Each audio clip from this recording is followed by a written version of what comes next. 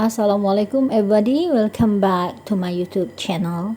At this time, our topic is about embedded questions, and we are going to check the definitions of it and also how to form it. Sekarang kita lihat apa itu embedded question, definisi dan juga bagaimana membentuknya. Soal-soal yang berhubungan dengan embedded questions ini seringkali kita temukan di ujian-ujian sekolah di SMA atau di tingkat universitas, bahkan di soal-soal seperti TOEFL. Embedded questions are questions that is included into another question or statement. Embedded question itu adalah pertanyaan yang dimasukkan ke dalam pertanyaan atau pernyataan lain.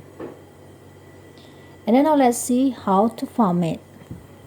Sekarang yuk kita lihat bagaimana cara membentuknya. Misalnya ada pertanyaan, where do you live? Where do you live? Lihat ada where, terus setelahnya helping verb atau auxiliary verb, terus baru subject. Kita bentuk menjadi embedded questions, misalnya di dalam pertanyaan, does he remember where you live? Does he remember where you live? Pertanyaan sebenarnya adalah does he remember? Terus where you live ini adalah clause saja. Jadi dia bukan pertanyaan. Sehingga bentuknya where, terus subject dan verb. Perhatikan bahwa semua embedded questions kemudian nanti akan bercetak biru. Ingat pertanyaannya adalah does he remember? Now let's come to number 2. Sekarang kita lihat nomor 2. When there is a questions, why do they laugh? Kalau ada pertanyaan mengapa mereka tertawa, bila pertanyaan tadi kita masukkan ke kalimat lain, maka dia menjadi embedded question. I don't know why they laugh. I don't know why they laugh.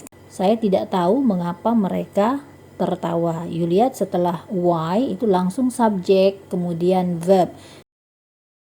Tidak perlu auxiliary verb lagi karena dia bukan pertanyaan. Berikutnya, next, number 3 question.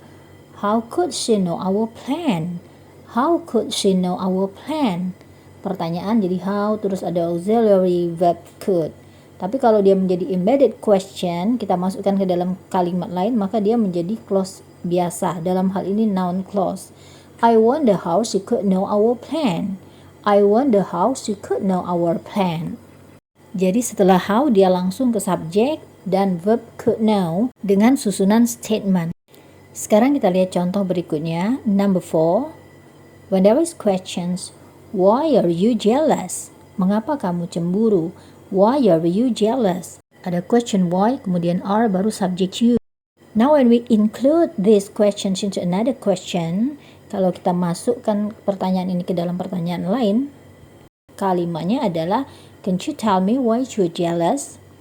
Pertanyaan sebenarnya adalah can you tell me why you are jealous ya is just a noun clause. Jadi dia adalah noun clause sehingga setelah why kita gunakan subject you dan verb are. How to form number 5. Question, how long did they stay here? How long did they stay here?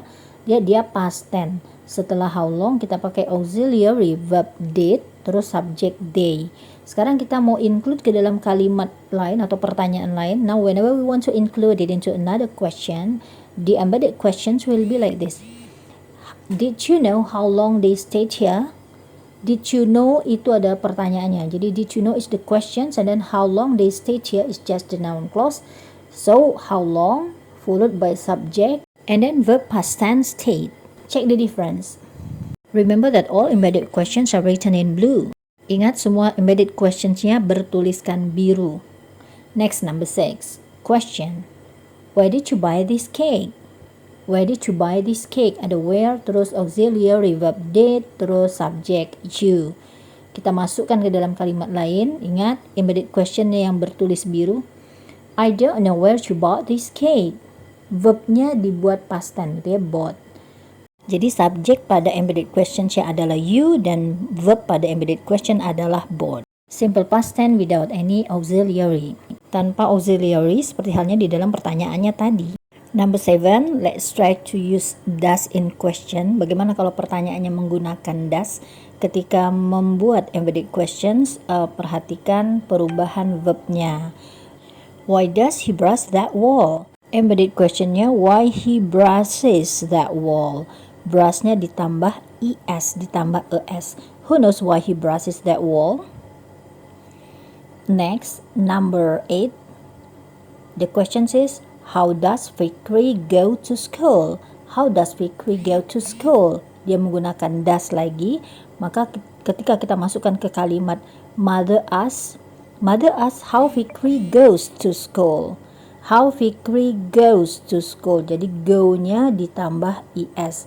Langsung how, subject Fikri, and then goes verb. Ini subject pada embedded question. Juga goes ini adalah verb pada embedded question. Nah, kalimat sebenarnya adalah mother asks. Let's go to number 9. Question, where is his cousin? Where is his cousin? Di mana sepupunya? Kita masukkan ke kalimat lain. I also asked where his cousin is. Setelah where, kita letakkan subjek dari embedded question, his cousin. Kemudian verb is, jangan terbalik. Kalimat intinya atau the main sentence is, I also asked. Let's continue to number 10. Question is, who is he?